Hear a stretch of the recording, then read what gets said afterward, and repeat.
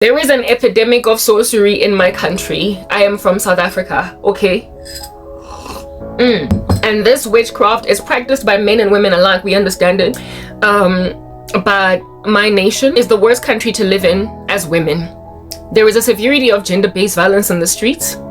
And a lot of the guys that kill women do so because they have embraced dark arts in a most ridiculous fashion. This has changed their personalities and given them very limited respect for the sanctity of human life. So they easily kill. A lot of people, however, are not prepared to get blood on their hands. They don't want to go to jail. They also don't want the reputational damage of being a murderer. So they use black magic. Black magicians are just littered about the streets of South Africa, and there's a whole bunch of them, men, that are all up in my grill trying to make out of me yet another victim that capitulates to gender-based violence. And I say capitulates because it would be me putting myself in harm's way for them to get to me. Lots of these women that pass away, their deaths could have been avoided insofar as they would have been a little less trusting.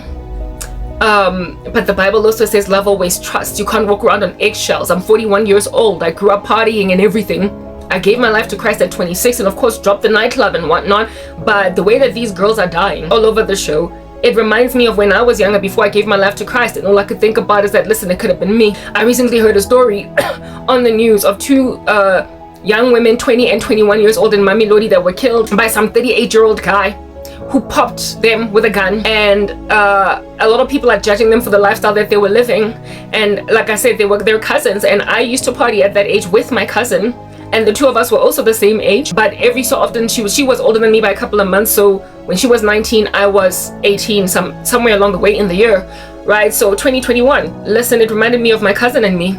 It reminded me of my cousin and I, and I was like, we used to party with guys that we trusted, and every so often we got into arguments with these guys, but we didn't die. We didn't die. Do you understand what I'm saying? So things have just gotten really bad. It could have been me. So I don't judge what in the world is going on over there. The only sad thing is that these women did not give their lives to Christ early enough to avoid the club, avoid the nightclub, avoid the short skirts, avoid and avoid just flirting with a guy, fraternizing and expecting that at the end of the night when you want to go home and don't want to have sex, he's going to leave you alone. They're busy killing women because they don't want to sleep with them. And this 38-year-old guy, who was much too old for these two ladies, killed them. Do you understand? And he also killed one other, not killed, but tried to kill one other guy, but he got away with a wound. He was like taken to hospital or whatever. That is South Africa. That's what's pursuing me. But the difference is Jesus. That's the difference.